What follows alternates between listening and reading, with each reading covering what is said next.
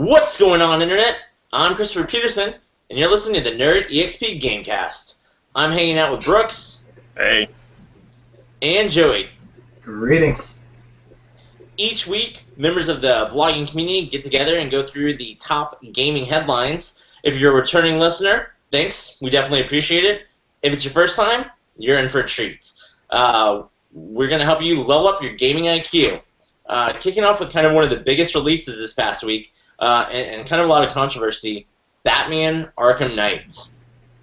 More specifically on the controversy side, PS4 release codes were sent out to large publishers and the major sites. And this isn't necessarily a warning in itself. There's always a lead platform. But there was no PC code or Xbox One code. Turns out the Xbox One is fine for all intents and purposes, but the PC version is broken. Broken to the point that Warner Brothers is giving out refunds for people who bought it on Steam, and it is removed from the Steam store. Brooks, what are some of your thoughts on this? Well, personally, I think this is an indictment of the video game development industry right now. You got games being needlessly rushed to satisfy impatient gamers and investors. They're not taking their time and making sure the bugs are worked out. Yeah, I mean, I'm wondering who this is, sorry. No, go ahead.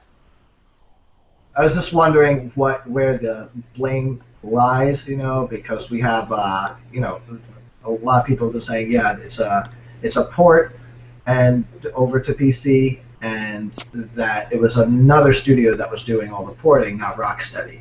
So I'm wondering how often, I don't know enough about porting to PC, how often that's done, what the process is normally, especially when it's released at the same time. Like most games that I've seen that are ported to PC, they come out after the console exclusives.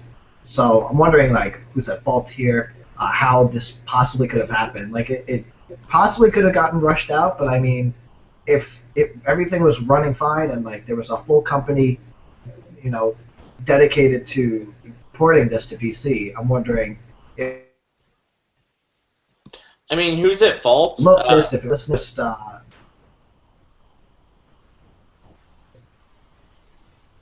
not sure. I wouldn't really know. So. Personally, I would blame the publishers. Now, the actual programming coding is done by the developers, but I think the publishers are mainly to blame for trying to put these unrealistic deadlines on some of these developers, getting them to force things out.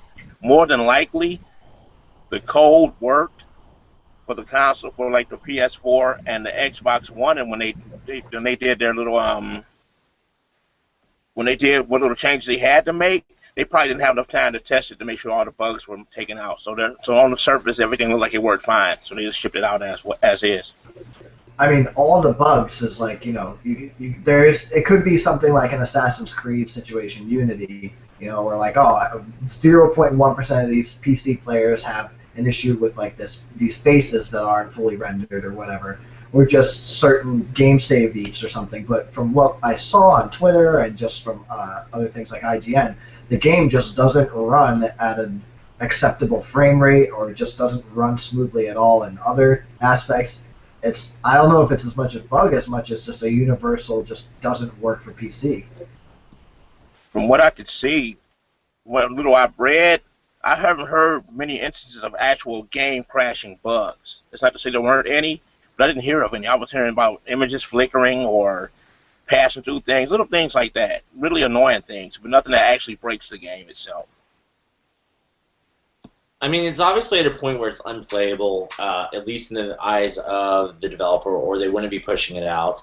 And ultimately, I blame Rocksteady. Their name is on this game first. It's their baby. They put it together, and they handled this very poorly.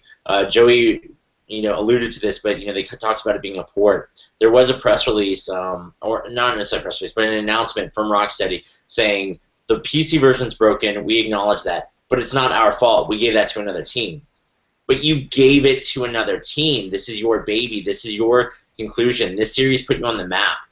You owe it to yourself and to the people who you're letting that be your name on the game to make sure that it plays and that it plays right. And I think that they did themselves and their fans a disservice.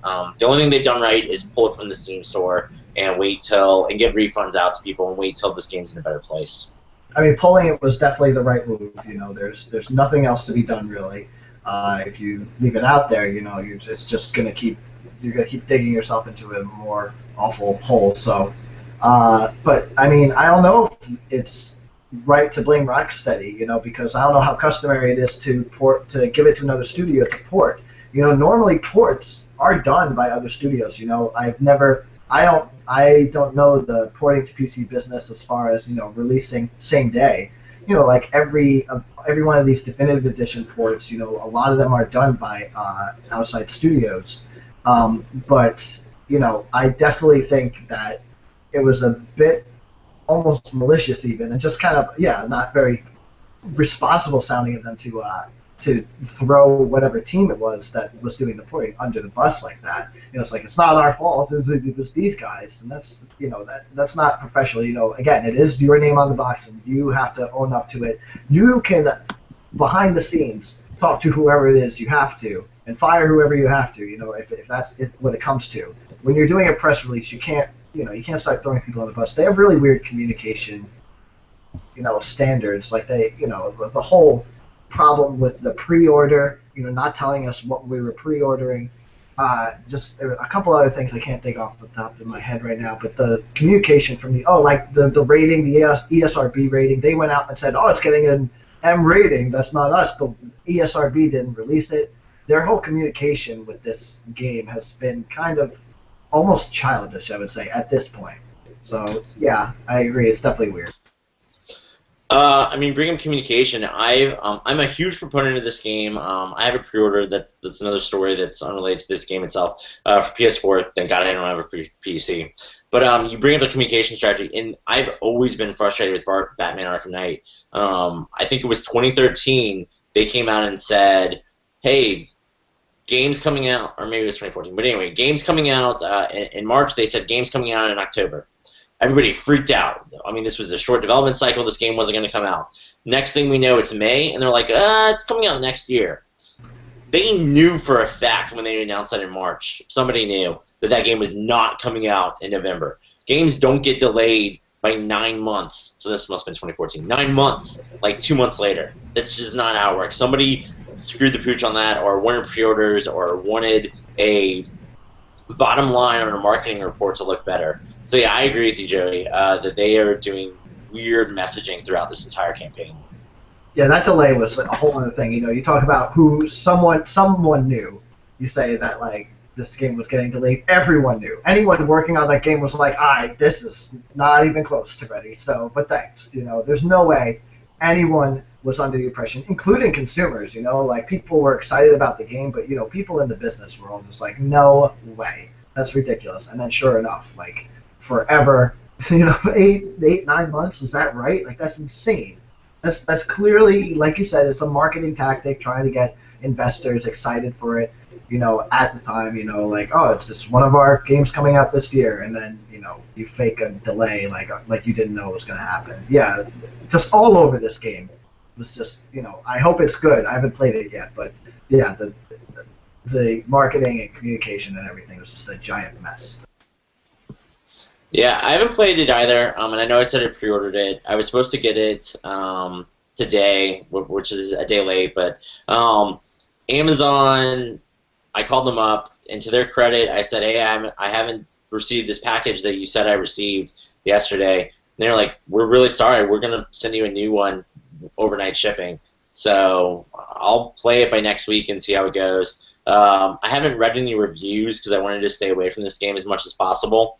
But from the Twitter feedbacks I've gotten, this is a great Batman game that's 1/3 weird, wonky tank controls for no apparent reason. So we'll see what happens. Next week I'll kind of go through more of that. Brooks, do you have anything else to say about Rocksteady or Batman Arkham Knight in general? To elaborate on something you said, I'm not going to say that the game is great 'cause I've never played, but the overall consensus is very positive that it's a great game. But the major complaint everyone seems to have is the tank controls. Yeah, There's some honestly, driving. Yeah. sorry. I'm sorry. Yeah, I just honestly I saw that from the get go. Like we saw the tank, we saw the Batmobile. It looked awesome. It looked cool. It looked like a lot of fun. But people started saying like Batman kills everyone in this game apparently, and just in general, like once the game was starting to come up and they were talking about the Batmobile, I was like, this is going to be pushed way too far, the Batmobile, and no one's going to like it because it's not part of the game. You know, you try to add one extra thing in the third title that no one had asked for from the previous two titles. You know, it's like the third movie, you know, of any great comic book series or whatever. Just they add too much and they get too convoluted, and it's the same problem as like Spider-Man 3 and anything. Godfather 3, that's a stretch, but I mean, it's number 3 is cursed when it comes to like huge media, you know, like reiterating franchises on anything. So. Yeah, I saw the Batmobile being a problem, honestly, pretty early on. If I can say that. You can say that. I think a lot of people did. My biggest problem with the Batmobile in concept is, and I know Grand Theft Auto fans are going to kill me, but no game does multiple control SKUs and theories extremely well. I mean, Grand Theft Auto has cars and guns and fighting, and it does it all really good, but it doesn't do any of it great. So I think that once you add more features, you kind of are starting to dilute your product, and that's what I feared would happen with the Mobile. Agreed. Yeah, as a GTA fan, you know, not super fan, but I would definitely say, yeah, like I think one of them is great. I think the driving in GTA is finally great. I think, yeah, the shooting may not be that great. You know, it's definitely better than 4. Everything's mostly better than 4, but I would say for sure that there's got to be some games out there that do multiple control schemes well. I'll get back to you on it. I challenge that, and I'll let you know when I find something. Yeah, I mean, that's not to pick on Grand Theft Auto or Sleeping Dogs or even Assassin's Creed, which has multiple. I think that they can all do them good or, you know, passable. They're not bad. Great. I will find a great okay. scheme. Absolutely. Moving on for another announcement, Microsoft is doubling down on games with gold. This is their PlayStation Plus competitive service, where when you pay for the online infrastructure, which I believe is $60 a year, but it's on sale all the time, you get monthly games for free. It's 2 from Xbox until now. Now they're upping it to 4. July is the first month, but then going forward, it's going to be 4 games forever. What does differentiate this from PlayStation Plus, and this is a huge footnote, is PlayStation Plus, you have those games for as long as you have the service. So if you pay the $50 a year, you have the games forever. Most people who enter will do it. But games with gold, you always own these games. It's as if you paid for them. So even if you did stop paying for the year, you would still have access to these games. So... any thoughts? I mean, I haven't even like given thought to the idea of like not paying for the subscriptions anymore because they are just such a great deal. But honestly, I'm not sure. I would. Now that there's that option out there, like you can keep the games. It's pretty interesting because you know I have a lot of the games that I play. Like not a lot of people. There was someone had written a blog. About like, oh, well, how many of these PlayStation Plus / games with gold games are you still playing? And a lot of people say, you know, actually not a lot of them, but there are at least a couple that I still play. I still play. I'll hop on to Unfinished Swan, which is totally weird, but I just like showing it to people. I played Resogun a lot on my Vita and on PS4. I play Rogue Legacy a lot still. There's a couple of games that all happen to be PS Plus games I've mentioned so far. #IDARB I play on Xbox a lot with my friends. And if I stop paying, you know, or if there was a problem with my payment or something like that, then yeah, they would go away, and I'd be upset about that, you know. So this is definitely, you know, it's something you would have to like actually think about to really appreciate. I don't think it's a big explosive like we're handing it to PlayStation right now, but I think this is actually, when you sit down to think about it, it's actually a pretty big move. Yeah, so the games for this 1st July are Assassin's Creed Black Flag, So Many Me, Plants vs. Zombies, and Gears of War 3. I think the initial reaction from the community will be, oh, Plants vs. Zombies has already been on PlayStation Plus. They're still going behind. But we're still looking at 4 games, and Gears of War 3 is a legitimate AAA experience. So is Assassin's Creed Black Flag. I would still put this in a win category. This is a strong showing for Epic Games with Gold. And then to your point before, talking about how many of those games do you play, yeah, it's absolutely right. But it's the same thing with the Humble Bundles, and nobody's like screaming that those aren't worth it. Yeah, you get 6 games, maybe you only play 1 or 2. But, I mean, you get the library, you get this chance of openness that we would have killed for previously, that we just now kind of take for granted. And I played a lot of those, free-to-play games, not free-to-play, sorry, free games from PlayStation Plus, and they're amazing. I've only purchased 1 game for my Vita, and that's Persona 4. But, I mean, I played Gravity Rush and Uncharted, Golden Abyss, and Disgaea 3, and Unit 13, and, I mean, that system, for me, lives because of the great offering of PlayStation Plus games, and I'm glad to see Games with Gold double down. I think the 2 was a little too lean, and I think that this is a much better offering and a stronger offering, and just kind of the more games you have there, the more people that will be enticed to want to play. This deal now with the 4 games and with Xbox 360 games, this brings up something interesting too for Xbox specifically, because of now the impending backwards compatibility. Like, are these games, Gears of War 3, Plants vs. Zombies, or whatever games that come out for the Xbox 360 under this subscription, are they now going to be free for Xbox One also? Like, it sounds like we're getting to like a cross-buy sort of equivalent thing here, and I mean that's extremely strong. Not just with the idea of 2 games per system. I mean, that's strong already, that's finally catching up to, what PlayStation's been offering forever.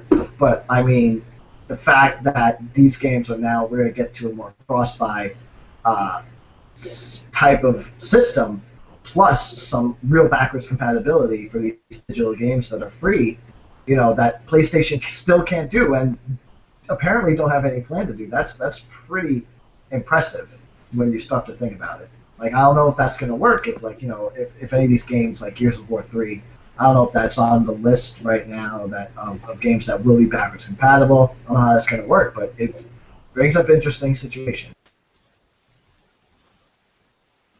No, Gears of War is not, which I think is a huge kind of slap in the face to an extent when they talk about Halo Master Chief Collection and Gears of War specifically are nowhere near backwards compatible, and maybe they will eventually. But it's just funny how Microsoft is kind of winning all this goodwill for saying, like, oh, yeah, you can play your old games on our system, except for the ones that we are remastering in-house. But regardless, with the Games with Gold announcement, what are your thoughts on this, Brooks? Games with Gold put something in perspective for me that I hadn't even considered. When you consider PS Plus, sure, you get all these free games, but what I didn't see, as a person who plays games, I don't always just play a bunch of stuff because I have it. I may go a month, 2 months, and see a game, like, oh, let me play this right quick. So there's no telling when I'll get an opportunity to play a game that I have in my collection, or when I'll feel like playing.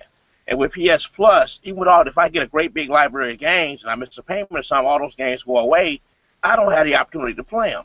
See, with this games with Gold, if I get some games and I can keep them, even if I don't get back to this game until 3 or 4 months down the line, I still have an opportunity. That's a great deal. So you don't necessarily get the range of choices you have with PS Plus, but this is a considerably better deal considering for the longevity of having your games. All right. Another announcement recently, Fallout 4 publisher, I don't know why I'm reading it, but basically Bethesda not doing another E3 press conference. They don't know, which I don't think is really shocking anybody. The reason that Bethesda had an E3 press conference this past year was, quite frankly, because of Fallout 4. And I know Doom had a great showing, and I think Bethesda did a great job for their first year. But I mean, it sounds like from the article that the message they're putting out is they're going to be smart about it. They're going to be strategic. They're not just going to do a press conference every year because that's what's expected or what everybody else does. Which, to me, sounds like Bethesda is smarter than everybody else in the industry. It's totally true. Totally true. Like, everything they're doing is right. So, I guess that's pretty much it. I mean, you guys have anything else to say on this story? Yeah, just like, I mean, they said that also we don't know if we're going to do another one again. I mean, to be perfectly honest, after the success that this was, you know, and granted, if Fallout 4 is a success, which it will be, you know, absurdly, I think it's crazy to think that they won't ever do one again. They won't be there for 2016 because, you know, and that's smart because they, you know, they will only come out when they have something big to show. But they will have something big to show again soon. You know, in the next 3 or 4 years, they'll have a Skyrim to show us or something. You know, they'll have an Elder Scrolls edition, or they'll have not the next Fallout, but they'll have something huge that they'll want to show us, and they'll want to take over just like they did this year. If they're smart, they'll do it the same way. They'll appear at one of the other conferences, but before that, they'll jump on everyone else's conferences and like get in there first and show all their great IP. And I'm sure it'll be the similar situation where they have this one really great demo that they really want to show off.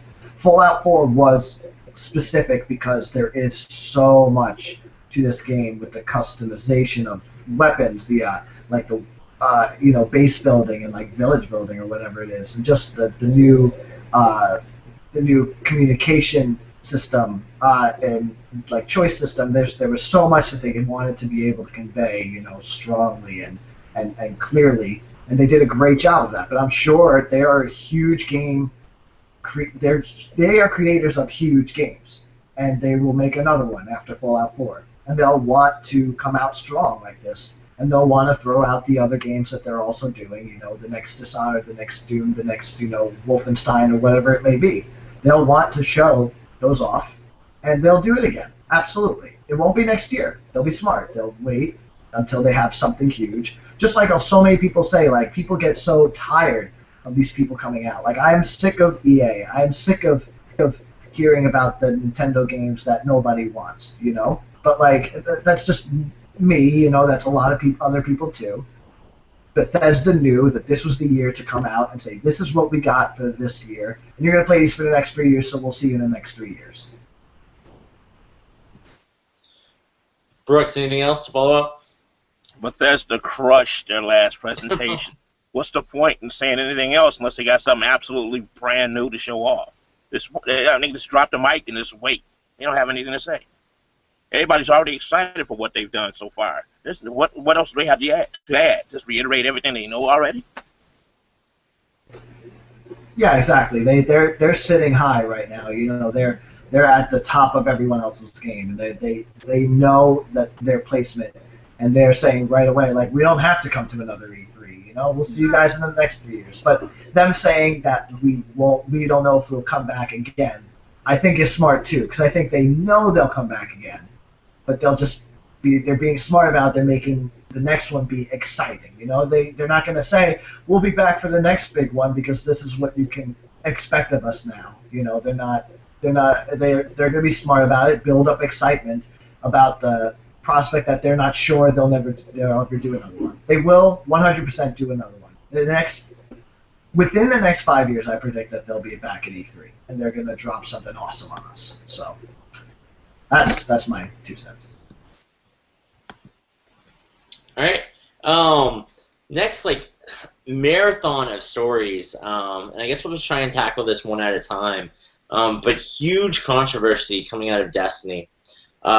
So Destiny, huge, big game, has a great presence. Part of the Sony E3 press conference. More specifically, the next DLC pack called the Taken King. I criticized this as well as other people did. It's going to cost $40 to play this expansion. But what kind of threw some people off wasn't just the price of the expansion itself, but was the collector's edition that's coming with it. So this is a $80 collector's edition. You get Destiny the game, the first 2 expansion packs, the Taken King, and special incentives for buying this. Now, that's not completely uncommon, but I think what bothered people the most were these special incentives. Yes, when you buy games early, you pay more. That's part of the premium of getting the newest, shiniest thing and being there at launch. There are Game of the Year editions, definitive editions, remasters all the time. So people who are complaining about the fact that they paid more, I think that that's kind of a straw argument. This is just how the system always works. But for people who are kind of complaining about the incentives, that's kind of where the main controversy from this came. The Destiny community is hugely passionate. They love this game. They love the shit out of this mediocre game. And I was part of it for about 4 months, and I did too. So, I mean, they just kind of wanted access to those same things. What are you guys' thoughts on kind of that, first, on the controversy itself, on Taken King, or just kind of the Destiny fanboys? Okay. The other. Oh, go on. Sorry, I was reading something here. Sorry, it's just I was reading the first story on Forbes.com that was talking about this. I was trying to find the author, but it doesn't matter.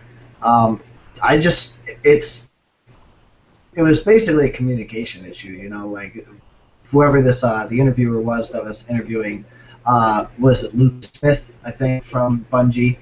This guy was just a terrible interviewer.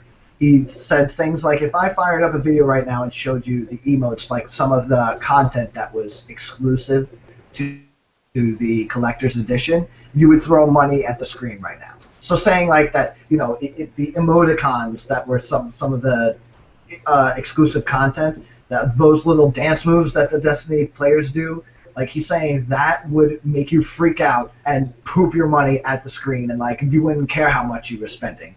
I mean, the sheer, it's so blatantly like they're so overconfident and just cocky about everything. Like Bungie, I loved Bungie at a point. Halo was my favorite game series for a while. I'm not sure how I feel about it now, especially with 343 taking over. And I love their cockiness. I loved their their underdog, like screw you to the man mentality, even though they were a Microsoft-owned studio. But like I love them, and I thought they produced great content. But this is just taking it so far. It's absurd, and it's good that they backed out and said like, hold on, it's not the they're Year 1 people will be able to get this content too, but just they really got to start working on how they interview and like getting people, like if this guy's name is Lucas Smith, I forget what his name is, from Bungie, total dick. I'm sorry, like everything he says, like when he talks, it's like he thinks they own the world, and it's like, I'm sorry, Activision bought you, congratulations, but people are gonna forget about your game in the next 20 years. I'm sorry. This game's like an MMO shooter. You're not reinventing the wheel. It's cool. It's awesome, like that you're getting people together to play. But there's nothing severely new besides the social, connectivity of the game. It's a shooter. It's not that great. It's got great mechanics.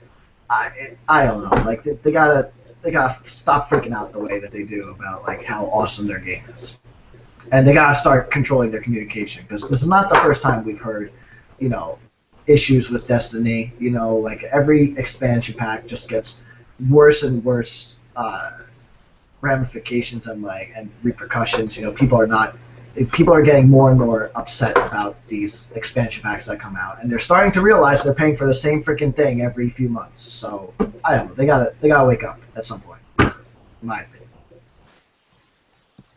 Yeah, and what Joey said, offering it to people who already own the game.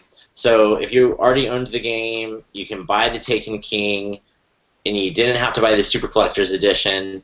Well, the workaround that's available to you is that you can buy the Special Collector's Edition for $20, which, as you can see here, is a special loincloth for your Titan, cape for your Hunter, bond for your Warlock, and a fancy dance. I can't. I can't with this stuff. Like I don't give a crap, you know. Like when the games become this like Facebooky, like dress up your avatar or whatever. I don't know. I don't understand. Like it's got to be kids, I guess, but it's just silly what games are becoming. You know, Batman with like extra skins and whatever. Like when is the crash for this type of content coming? You know, like we had a video game crash before. You know, I don't think something like that is possible. You know, from 1986 to 83, I forget what it was. But like people like had enough of it. They're like, this is all garbage, and we're not buying it anymore. When are we gonna start doing that again? You know, is this generation incapable of saying no to all this garbage? Like, maybe am I the only one who thinks all this is silly? Like, I don't know. It's Destiny is like the pinnacle of this like buy more garbage era that's like been encumbering our medium. And I'm sick of it. I hope everyone else is soon. I agree with a lot of your points and disagree with a lot of them at the same time. So I think as far as like buy stuff, I'm perfectly fine with as many cosmetic upgrades and bullshit and stuff that doesn't impact gameplay existing and people buying it for $5, $10, whatever. If it's cosmetic only and optional, I don't care. Keep building it. I'm not going to buy it. There's some people who will, and I honestly think it keeps game prices down. Games are $60 still. They have been for, I'm trying to think realistically, because it went from 50 to 60 at one point, but I can't remember exactly when. But I mean, they've been $60 for at least 10 plus years, if not like 15, 20. At one point, games were $50. And that's it. We've seen like a $10 price increase in our lifetime of like 25 plus years of gaming. And I think part of that is because of this microtransaction community. And the other piece of that is content, though. I don't like to pay for content. I did buy Destiny, so I paid $60. Then I paid the season pass for those 2 expansions. So I paid another $35 like a sucker, just like Joey called me, and he's right. I was. Because I didn't even download the second one because it came out 6 months after the fact. And I was done with Destiny at that point. So I had no reason to download the second expansion pack. And I'm not going to buy another $40 expansion pack because that means if you bought all this stuff day one, you're spending $75. You're literally spending more than the game to get the next 3 expansion packs, which are not a game worth of content. I think that's bullshit. I think that's where the model's broken. So for that, I hope that that we're right and that Joey's right, that we do see kind of a crash and we do kind of see things being wound back to just the core game. Honestly, like what you've been saying about like the cosmetic things, there's nothing wrong with it. You're right. Like there's nothing wrong with people wanting, like if there's a demand, then yeah, you gotta do what you gotta do. I hope Bungie does well and starts making great games again. Like I'm sorry, that's my opinion. Destiny's not a great game; it's a good game, but I mean, I hope that a crash happens so that we start changing how this is done. It's done in a very malicious and blatant way. And it's blatant but not transparent. And I don't appreciate that. And I hope other people start depreciating stuff like that. Again, I like you said, you're right. There's nothing wrong with the demand for cosmetic upgrades and whatnot, but there's something wrong with the way it's communicated and the way it's thrown at us and the pricing. Honestly, just downright to it, it's the pricing is absurd. Like you said, paying more than the game's worth for less than the game's content, is absurd. So and I don't know. I hope that things fall apart just momentarily, so that we can get we can start rebuilding to a more user friendly and more honest foundation. Brooks, do you have any stoic words of wisdom to kind of help us calm down, or are you on this bandwagon with us? Well, I look at it like this. A crash isn't very likely until you get a lot of people. Oh, I agree with you. Crash isn't going to happen. It's not very likely. It's not so much that it couldn't happen. It's just unlikely because of the people that play games. A lot of the people that play games are okay with the current model we have. they couldn't have done as much with the season passes, all the DLC, and all this other stuff if there weren't so many people willing to accept it without question. That's the problem. I mean, a lot of the people are kids, though, you know? Like, not everyone playing Destiny are kids, but I say kids like, you know, I'm 26. You know, kids are like, you know, to me, 18 and 17. And those people, you know, they're not making the money for themselves, so I don't know if that's fair, you know, that the people who are okay with this are people who don't understand what they're spending their money on. And well, they know what they're spending their money on. Well, they know, no, they know, yeah, like they see it right there, like this is what you'll get. But they don't.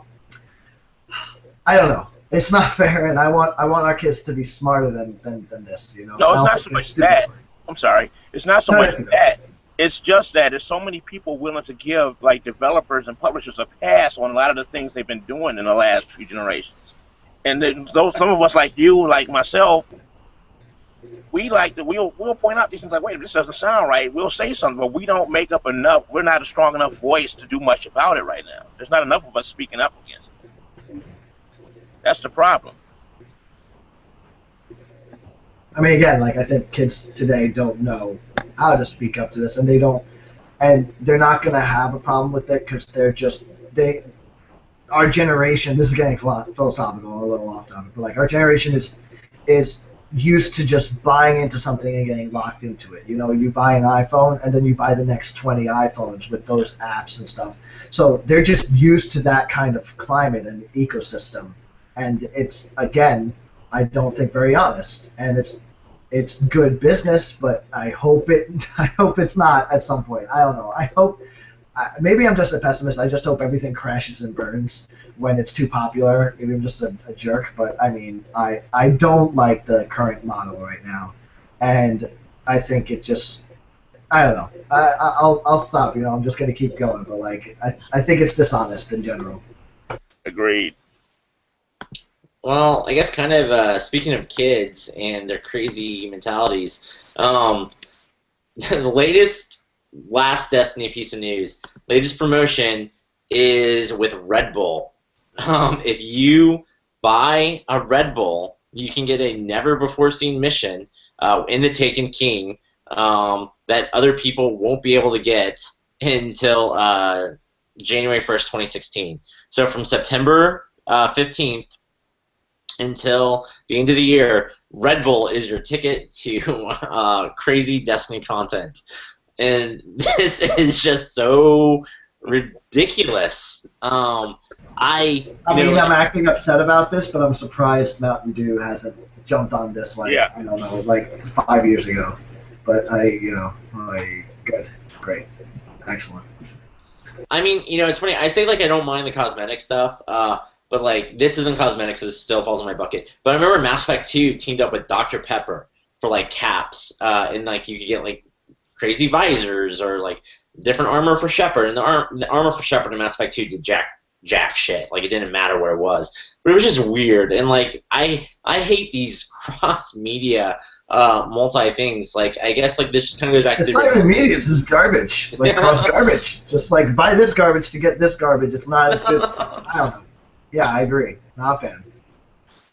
And I guess it just goes back to like what Joe was saying. Like just buy the game. I just want to buy the game and be done. And I don't mind the optional stuff sometimes, but this is too silly. I mean, I would complain if I could, but I would complain about like the extra content. It's like, oh well, like a lot of people get upset about DLC or expansions because they want to buy the full game, and that's fair. But normally stuff like this, whenever I get into those expansions and stuff, like like console exclusive expansions or map content or whatever, they're normally not that great. They're normally not game-changing or anything. It's just there for the marketing. So, honestly, again, I keep complaining about all this stuff, but again, I don't have to buy it, and that's what everyone who would be watching this and doesn't agree with me is going to say, you don't like it, don't buy it, and that's fine. And I won't buy Red Bull because that's garbage and it's going to kill you. So, and so will Destiny, probably. So, there you go. I didn't put on this on the docket, but you mentioned the exclusive content.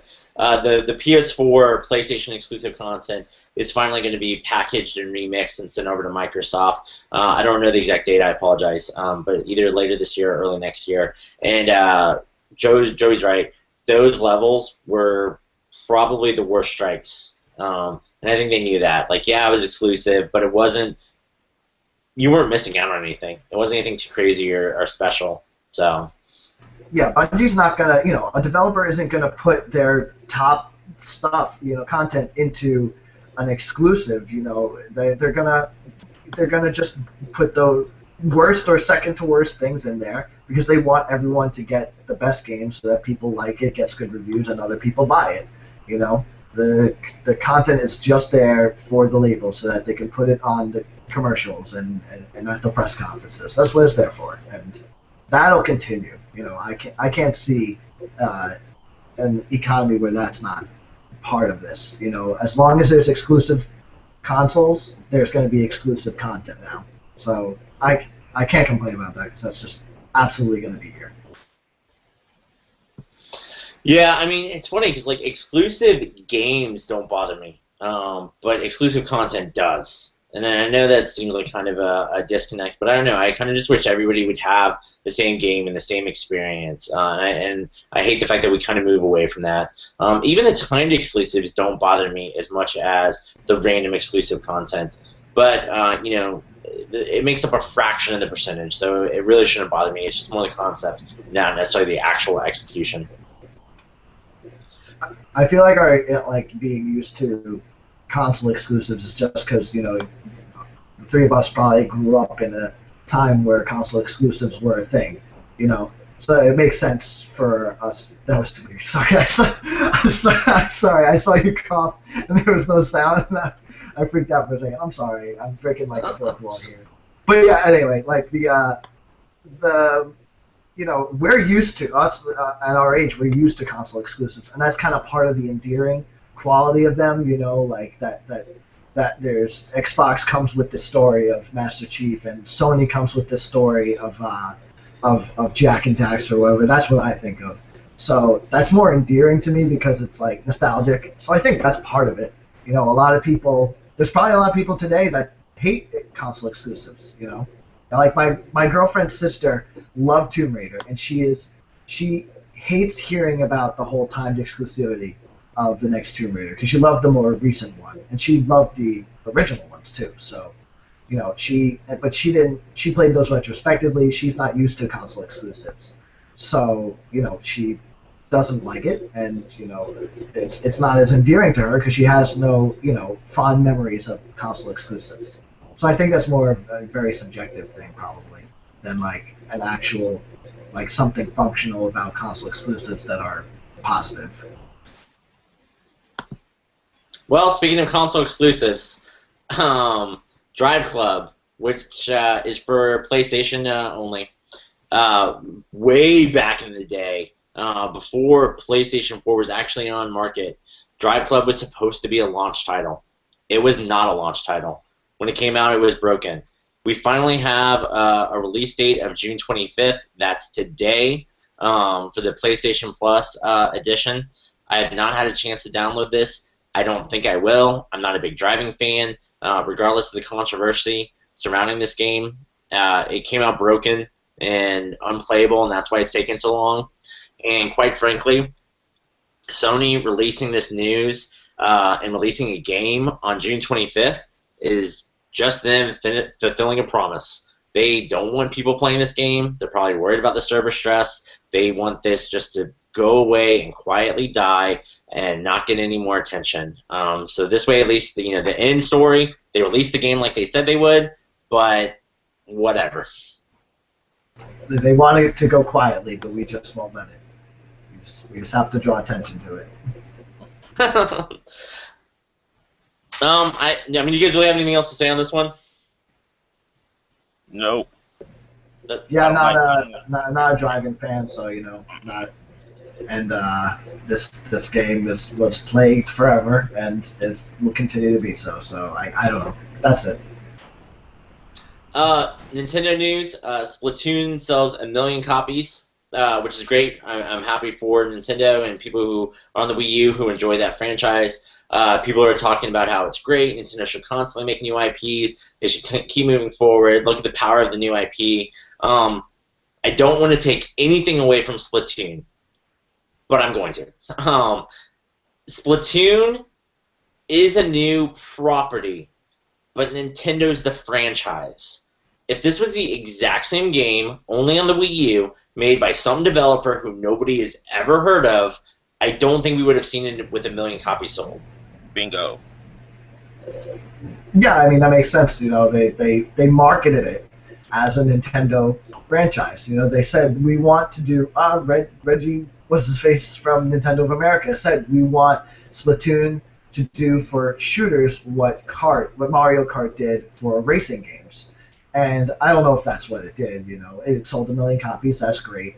I think it came out at a weird time for shooters. You know, it didn't come out at exactly the pinnacle. So I think shooters are still doing fine, but everyone seems to be predicting like shooters are eventually gonna peak and start slumping down. But I mean, it's a weird time for it to come out. But I mean, it's doing well, and that's great. I'm wondering how much more of Splatoon we're going to see, depending on what NX is. Like, so much of the future of Nintendo depends on what the hell NX is. So I'd be interested to see if they bring it back, even though it was successful. Nintendo just does whatever they want, so I'm interested to see that. I would honestly, for some reason, illogical maybe, but I'd be surprised to see it come back, especially if Nintendo's going more mobile focused. They made sequels to Pikmin, so I think they'll make a sequel to Splatoon. Yeah, I mean, that's I guess more attached to Miyamoto, right? Like, I mean, Pikmin, the concept of Pikmin would have worked great as a launch title for the Wii U. Like they released like a patch to it a year later where you can use the touch controls excellently. You can use even the Wiimote as like the original Wii controller. Shooting the screen. They released some really cool functionality for controlling this game. So it's surprising that it came. It's not surprising. It was delayed or something, and then they came out with these new control features later. But Pikmin would have been a great title for the Wii U to be like, this is what the tablet's great for. But it was so disjuncted the way it was released and patched. But I wonder if that was more of just Miyamoto saying, what can you get us for the Wii U? And Miyamoto being like, I want to do another Pikmin game. Was there really, I don't know, was there a demand for Pikmin, from Pikmin 2? That does seem like a weird, from the way you say it, does seem like a weird title to go ahead and make a third game of. But unless you look at it as like, it could have been a Wii U launch title. Last bit of news comes from Nintendo as well. Super Mario Maker is going to have over 100 levels playable. So this would be if you have no interest in actually making levels, you could still just buy Super Mario Maker as a Mario game. Yeah, like how many levels? There's 8 worlds, and normally an average of, I don't know, like I'm terrible. Everyone's gonna hate me for not knowing Mario's, but like 100 levels sounds like just a substantial amount for a Mario game. Like it's more or less a Mario game. So that's really exciting. I'm also excited. I'm also wondering who made them. I would like to believe Miyamoto was behind it, although Miyamoto was kind of working on Star Fox, from what I could gather. But if these were Miyamoto levels, or at least a good portion of them, then that's really exciting. Yeah, I mean, it's funny, like, did you guys have a chance to play Mario Maker in the Best Buys? No, never Negative. touched it. Yeah, me either. But I mean, from what I heard, like, Nintendo is almost touting this as this is almost what we use internally to make games. Is just kind of this crazy, wacky. I'm sure what they use is a little bit more technical, more ones and zeros, not as cute and friendly. But like, this is kind of what game levels were made from their area. So I don't know.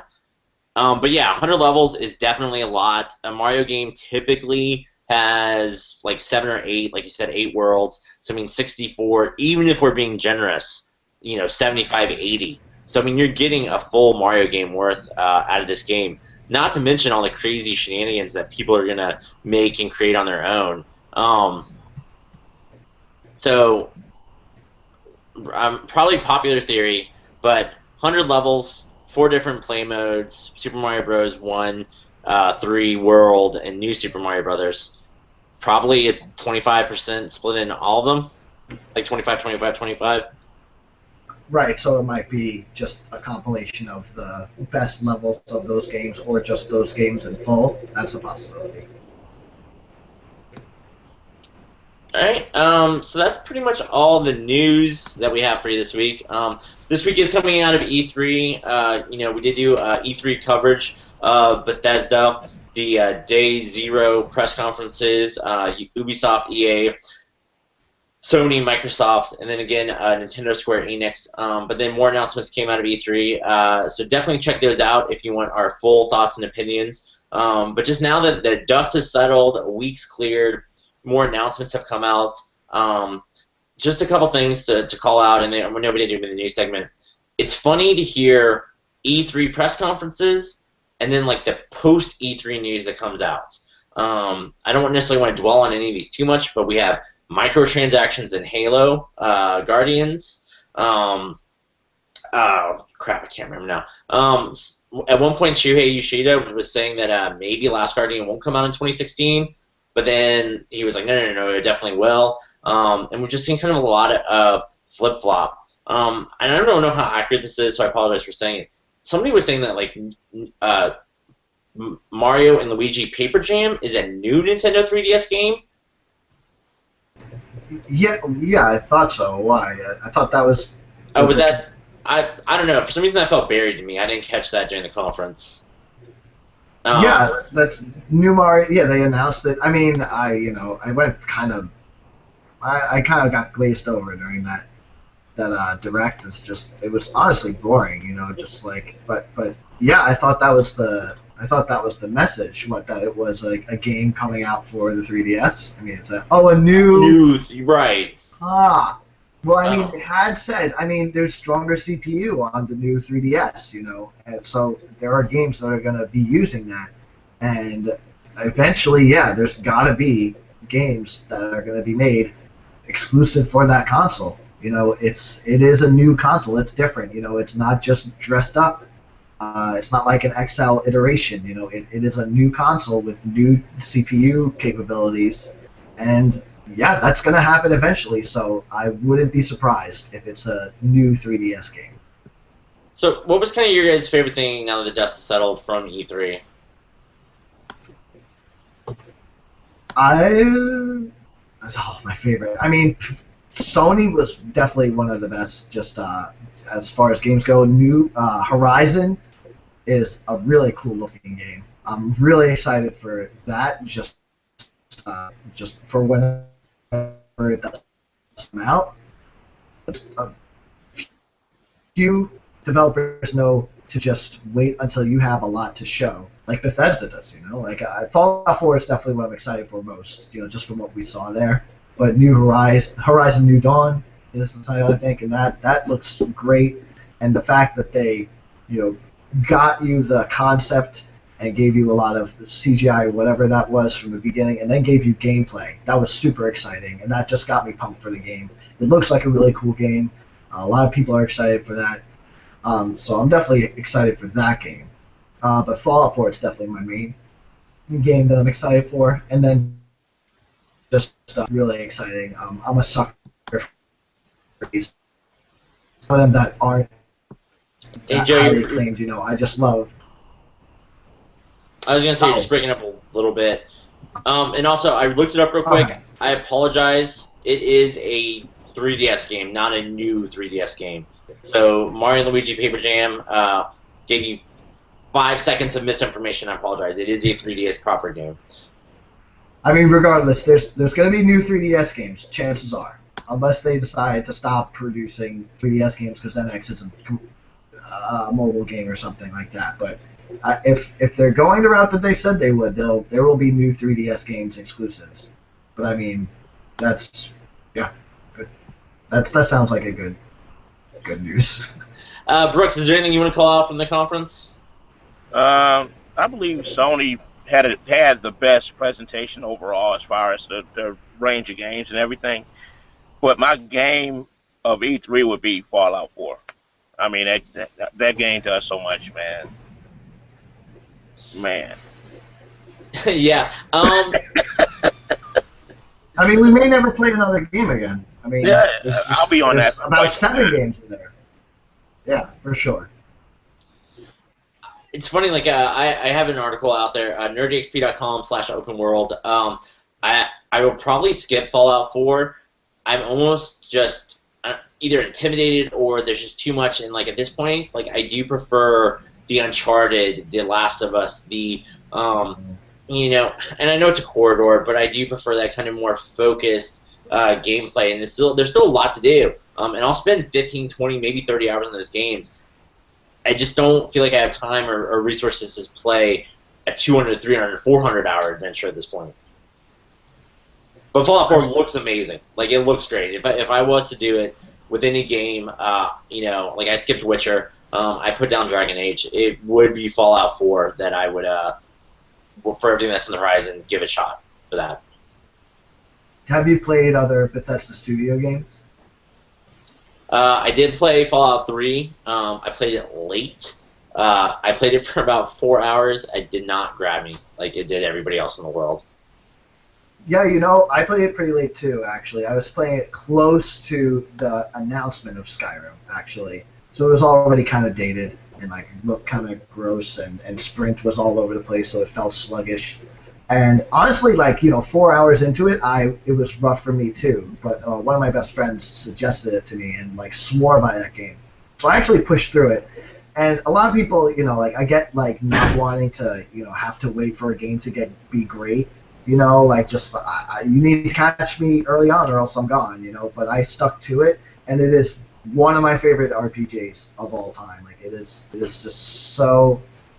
I mean, not to say that density is a good thing. You know, it's not always. You know, like Witcher 3, I started playing, and I honestly can't find anything good that I like. You know, Geralt or whatever his name is, like talks to himself. And there's stories of like, go get my goat, go get my pot, you know, my pottery, go get this. It's like, I don't care, man. Let me kill stuff, and then I kill stuff, and it's boring. So density's not always great, but Fallout 3 was just so incredible. There were so many great little stories. It allowed you to do just anything you want morality-wise. So I love that game. I love Skyrim also. So Fallout 4 is definitely, like you, Brooks, going to be my game for sure. But I mean, I feel you. Like, focus is a good thing too. You know, Fallout 4, I think could have it. It's just it allows you to ignore your focus and explore and do whatever you want.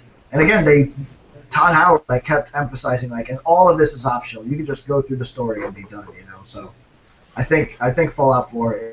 If it'll be a great functional game, either focused experience or just whatever it is you want. So I strongly suggest if Fallout 3, you know, if post 4 hours Fallout 3 is as good as what Fallout 4 is going to be, I strongly suggest you give it as much of a chance as you can.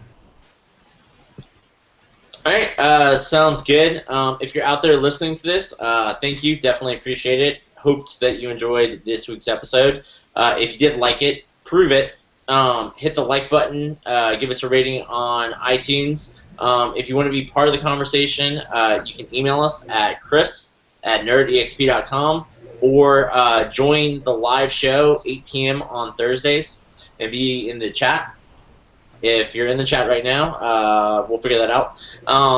If you want to hear more from us, you know, we each write blogs and are on Twitter. Where can people check you out, Brooks? If you want to catch me on Twitter, just hit me up at Navy MVG, or you can go to my IGN and look for Military Veteran Gamer. All right, Joe?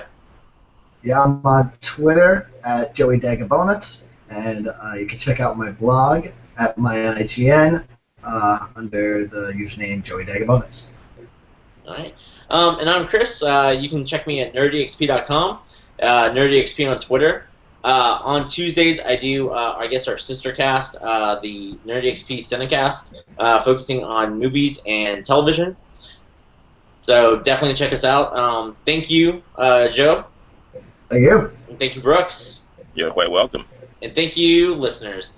I hope that you enjoyed this week's episode and that we were able to help you with your gaming IQ. Level up, friends. Level up!